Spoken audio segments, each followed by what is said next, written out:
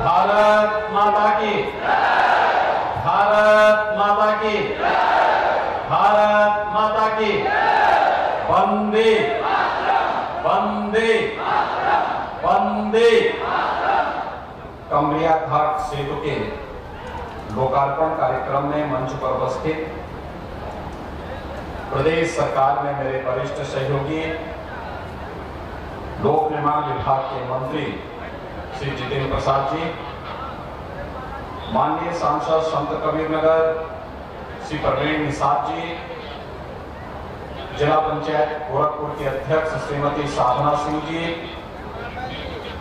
क्षेत्रीय अध्यक्ष और विधान परिषद सदस्य डॉक्टर धर्मेंद्र सिंह जी, माननीय विधायक खजनी श्री श्रीराम चौहान जी, माननीय विधायक चिल्लूपाल श्री राजेश त्रिपाठी जी, माननीय विधायक गोरखपुर ग्रामीण श्री विपिन सिंह जी, माननीय विधायक पिपराई श्री महेंद्रपाल सिंह जी, भारतीय जनता पार्टी के जिला के अध्यक्ष श्री युधिष्ठिर सिंह जी, ब्लॉक प्रमुख बेलघाट श्रीमती पूजा सिंह कौशिक जी, जिला पंचायत सदस्य श्रीमती किरण चौहान जी, प्रमुख सचिव लोक निर्माण श्री नरेंद्र भूषण जी, आज के इस कार्यक्रम में उपस्थित यहाँ पर सेतु निर्माण के लिए जो संघर्ष समिति बनी थी उसके पदाधिकारीगण श्री भिखारी प्रजापति जी, जय किशन मौर्य जी, सतवंत प्रताप सिंह जी, बीडी सिंह जी, विनय शाही जी, शिवाजी चंद जी,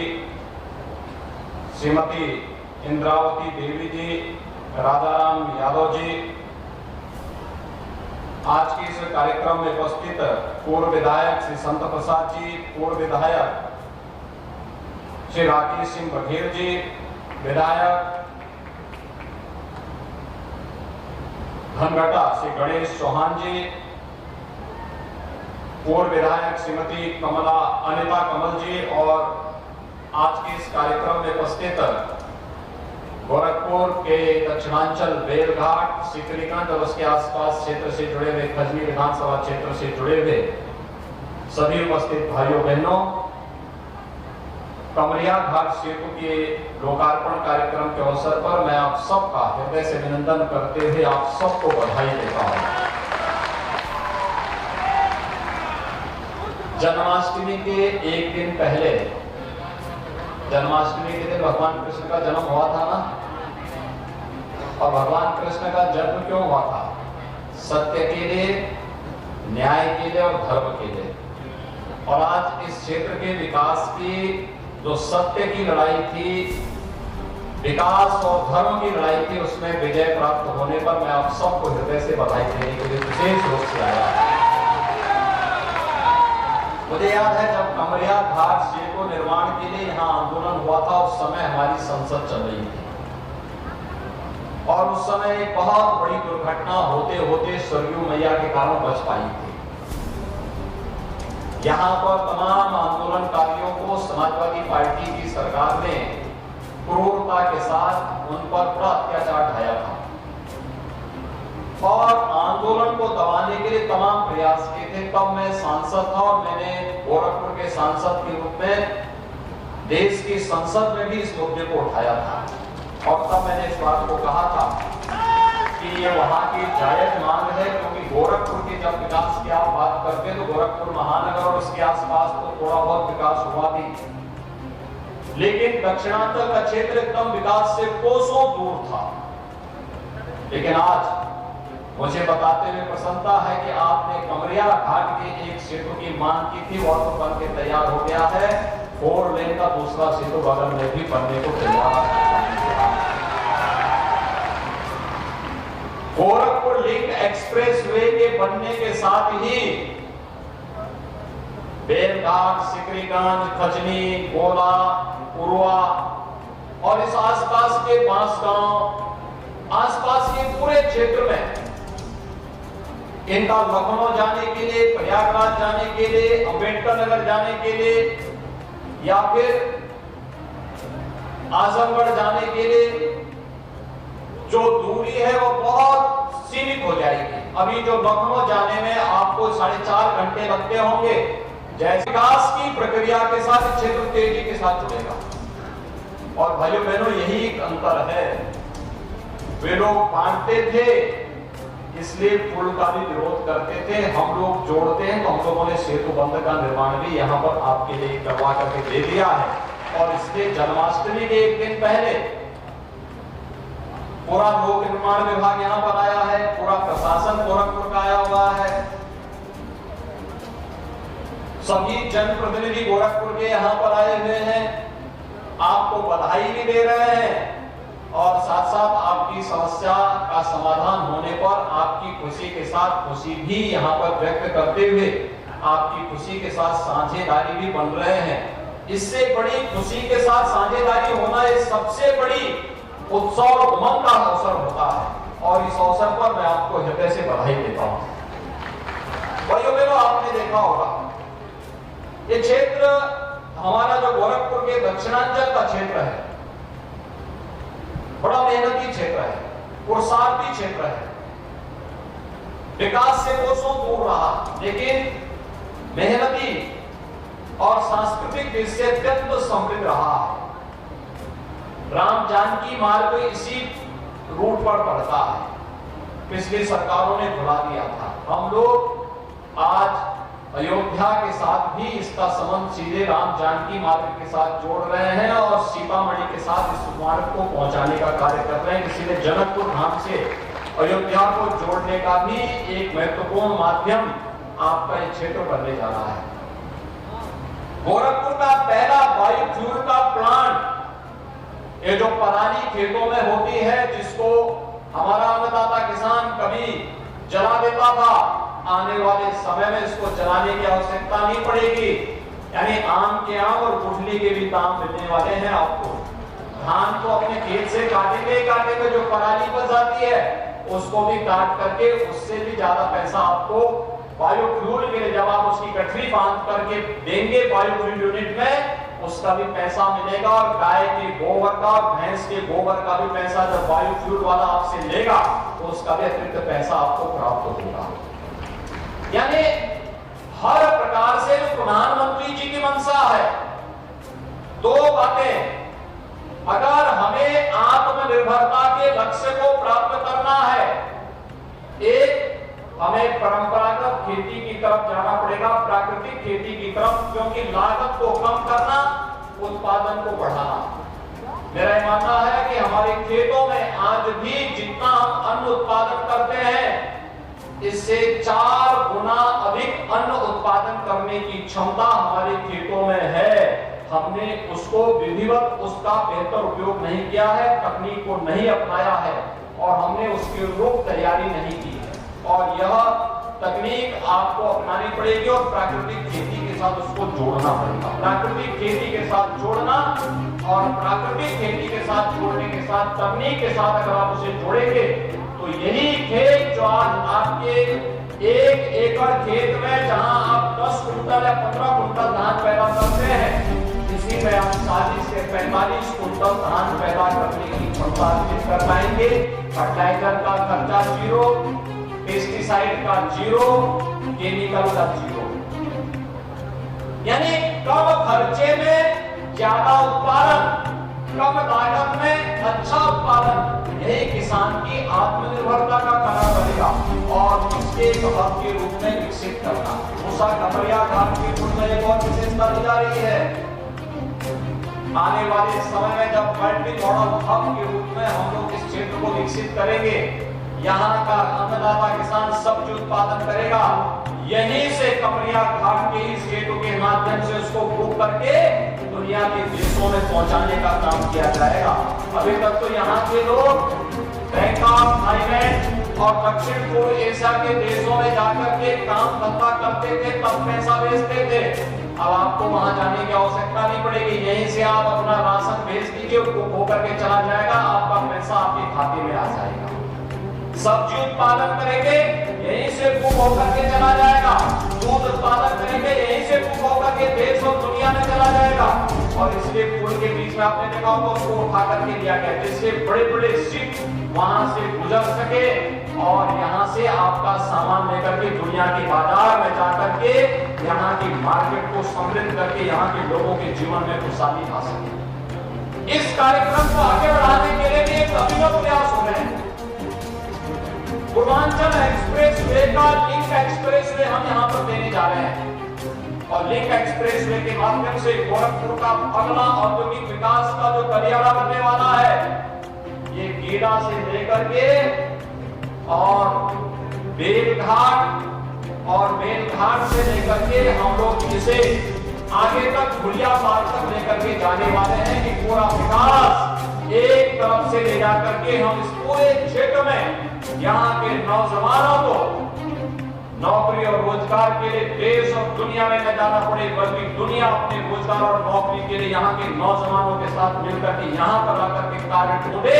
इसके लिए इसको एक विकसित क्षेत्र के रूप में तैयार करने के लिए आज हम लोगों ने एक बेहद कार्य योजना तैयार की है।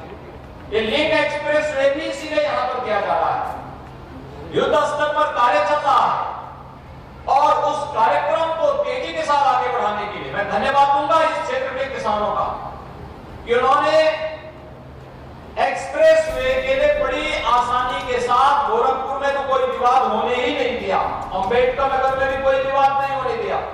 बहुत आसानी के साथ उन्होंने खेत दिए, जमीन दी और कार्यक्रम को प्रोत्साहित करने का काम किया है। आज भाइयों बहनों, जब विकास हो रहा है तो विकास की आभा देखने को मिल रही है। आज आपने देखा होगा विकास की सबसे बड़ी कसौटी क्या होती है? जब संकट आता है, हर व्यक्ति के सामने जान के लाले पड़ते हैं, हर व्यक्ति अपनी अपनी जान बचाने के लिए भागता हुआ दिखाई देता है। इस सदी की सबसे बड़ी महामारी के दौरान आपने देखा होगा कि कौन आपका सच्चा हितैषी हो सकता है, इसकी कसौटी की बात जब सामने आई थी तो प्रधानमंत्री मोदी जी के नेतृत्व में केंद्र की सरकार ने और राज्य की सरकार ने भी कहीं भी पीछे हटने का नाम नहीं लिया, बल्कि जनता जनार्दन के साथ खड़े होकर के उनके सुख दुख में सहभागी बन करके उन्हें हर प्रकार की सुविधाओं से युक्त करने का कार्य किया। आपने देखा होगा कोरोना कालखंड के दौरान लगातार, चाहे वह फ्री में टेस्ट की बात हो, फ्री में उपचार की बात हो, गरीबों के लिए फ्री में राशन की बात हो या फिर फ्री में टीकाकरण की बात, कितने लोगों ने यहां टीका लगाया है? सब लोग टीका लगा लिए। अच्छा, ये प्रिकॉशन डोज कितने लोगों ने लगाया? प्रिकॉशन डोज सभी लोग प्रिकॉशन डोज अपना ले लें, फ्री में लग रहा है, 30 सितंबर तक फ्री में लग रहा है, आप जरूर लगाइएगा। और इस पूरे कार्यक्रम को सफल करना है, क्योंकि ये लड़ाई कोरोना के खिलाफ देश की लड़ाई है। और भाइयों बहनों, जब हम मिलकर के देश की लड़ाई को लड़ते हैं तो उसमें उतनी ही गुना सफलता प्राप्त होती है। कोरोना कालखंड में आपने देखा होगा पूरी दुनिया पस्त हो गई, लेकिन भारत मजबूती के साथ डटा हुआ है, काम कर रहा है। आज भारत की अर्थव्यवस्था दुनिया के अंदर सबसे बड़ी और सबसे तेजी के साथ उभरती हुई अर्थव्यवस्था है। कारण है प्रधानमंत्री मोदी जी की कार्य योजना, समय पे सभी प्रकार की कार्य योजना लागू होती है। और आज इसीलिए उत्तर प्रदेश को देश का सबसे समृद्ध प्रदेश बनाना है तो सभी को मिलकर के कार्य करना होगा, विकास के बारे में सोचना होगा, विकास के कार्यक्रमों के साथ सहभागी बनना पड़ेगा। इसके लिए हमें ग्राम पंचायतों को आत्मनिर्भर बनाना पड़ेगा, नगर निकायों को आत्मनिर्भर बनाना पड़ेगा। जिस व्यक्ति की जहां जिम्मेदारी है वह वहीं पर अगर अपने कार्यक्रमों को आगे बढ़ाना प्रारंभ कर देगा तो उसका लाभ समाज के प्रत्येक तबके को दिखाई देगा। आगे पिछली सरकारों ने विकास में थोड़ी भी रुचि ली होती तो 1990 में गोरखपुर का खाद कारखाना बंद हो गया था। 1990 से लेकर के 2016 तक गोरखपुर खाद कारखाने बारे में कोई निर्णय नहीं हो पाया। प्रधानमंत्री मोदी जी का आभार व्यक्त करते हैं जिन्होंने गोरखपुर में 26 वर्ष पहले बंद हो चुके खाद कारखाने को फिर से चलाया है। और इस समय आप गोरखपुर जाते होंगे या रात्रि के समय उधर से निकलते होंगे, कितनी चमचमाहट होती है। पूरी आप देखते होंगे पूरा क्षेत्र बिजली से जगमगाता है और उस क्षेत्र में खाद का उत्पादन फिर से गोरखपुर खाद कारखाना प्रारंभ कर दिया है। गोरखपुर में एम्स, गोरखपुर के बारे में आप सुनते तो थे कि गोरखपुर में इंसेफ्लाइटिस से हजारों मौतें हो रही हैं, लेकिन उपचार के लिए कोई महत्वपूर्ण साधन नहीं थे। आज मुझे बता के प्रसन्नता है, विगत 5 वर्ष के दौरान हम लोगों ने इंसेफ्लाइटिस पर प्रभावी नियंत्रण करते हुए 95% की मौतों को रोका है। कोरोना बीच में नहीं आता तो हम 5% को भी नियंत्रण तक कर चुके होते, और साथ साथ गोरखपुर में एम्स का भी निर्माण हो चुका है। गोरखपुर एम्स भव्य रूप से आप देखते होंगे, एयरपोर्ट के पहले भव्य इमारत जो बनी हुई है वही गोरखपुर एम्स है। जिस एम्स में उपचार के लिए इससे पहले गोरखपुर के लोगों को या पूर्वांचल के लोगों को दिल्ली जाना पड़ता था, आज उसके उपचार की सुविधा गोरखपुर में ही लोगों को प्राप्त हो रही है। गोरखपुर में बिहारी मेडिकल कॉलेज में अच्छी व्यवस्था, गोरखपुर में चिड़ियाघर, गोरखपुर में रामगढ़ ताल। अगर शाम के समय कभी अवसर मिले, यहाँ के काफी लोग हैं जिन्होंने अपने घर बनाए हुए रामगढ़ ताल की ओर, रुस्तमपुर की ओर, आजाद चौक की तरफ जाकर के थोड़ा देखिए, कितनी जगमगाहट है, कितना अच्छा लगता है। ऐसे लगता है जैसे आप मुंबई उसके सामने फेल होती हुई दिखाई देती है। यह है नया गोरखपुर, और उसी तर्ज पर हमें पूरे गोरखपुर का निर्माण करना है। हर गांव पंचायत को बनाना है, हर नगर निकाय को बनाना है, हर एक गांव को विकास किसी प्रक्रिया के साथ जोड़ना है। आज गांव-गांव में ग्राम शौचालय बन रहे हैं, अमृत सरोवर बन रहे हैं, गांव-गांव में एलईडी स्ट्रीट लाइट लग रही है, गांव में एक रोजगार सेवक को दिया गया है। गांव के विकास की प्रक्रिया को और सरलीकरण करने की दिशा में प्रयास हो रहे हैं। ऑप्टिकल फाइबर से ग्राम पंचायत को जोड़ने का कार्य हो रहा है। ऑप्टिकल फाइबर के माध्यम से जाति प्रमाण पत्र, मूल निवास प्रमाण पत्र, आय प्रमाण पत्र, अन्य तमाम प्रकार के जो प्रमाण हैं सभी गांव में ही मिलेंगे। तहसीलों के चक्कर नहीं काटने पड़ेंगे, ब्लॉक के अंदर जाना नहीं पड़ेगा। गांव में ये सारी सुविधा गांव के लोगों को प्राप्त होगी। बीसी सखी के माध्यम से बैंक की सुविधा गांव में ही प्राप्त हो रही है। ये तमाम कार्यक्रम जब आज गांव में विकास की नई आधुनिक तस्वीर प्रस्तुत की जा रही है, अब हमारा प्रयास होना चाहिए हम अपने गांव को आत्मनिर्भर बनाएं, स्वावलंबन की ओर लेकर के चले। हमारे गांव के लिए विकास, हमारे गांव को विकास के लिए स्वयं अपने रिसोर्सेज हम तय करेंगे। गौशाला के माध्यम से, अमृत सरोवर के माध्यम से गांव की सार्वजनिक भूमि का बेहतर उपयोग करते हुए उस पैसे को गांव के विकास के साथ जोड़ते हुए, गांव में सामूहिक भावना का विकास करते हुए, सहकारिता समितियों को पुनर्जीवित करते हुए इन कार्यक्रमों को अगर हम आगे बढ़ाने का कार्य करेंगे, हमारा स्वावलंबन की ओर अग्रसर गांव, आत्मनिर्भर गांव का एक आदर्श तस्वीर प्रस्तुत करेगा, स्मार्ट गांव बनेगा। और अगर गांव स्मार्ट बना तो जनपद को स्मार्ट करने में भी कोई देर नहीं लगने वाली। अगर जनपद स्मार्ट हो गया तो भाइयों बहनों, प्रदेश को स्मार्ट होने में कोई देर नहीं लगेगा। और जिस दिन प्रदेश स्मार्ट होगा उस दिन उत्तर प्रदेश के नौजवानों को फिर अपनी नौकरी और रोजगार के लिए कहीं बाहर जाने की आवश्यकता नहीं पड़ेगी। दुनिया यहाँ पर आएगी नौकरी ढूंढने के लिए, और उसी दिशा में प्रयास किए जाने की आवश्यकता है। इंफ्रास्ट्रक्चर डेवलपमेंट की सरकार जो ध्यान दे रही है, इसी के लिए दे रही है। ये विकास बेहतर तरीके से इसका लाभ आपको प्राप्त हो सके। आज के इस अवसर पर यहाँ पर जिन लोगों ने कमरिया घाट के पुल के लिए बहुत संघर्ष किया था, मुझे याद है उस समय की घटना, और उस समय आपने देखा होगा, देखिए कितना समय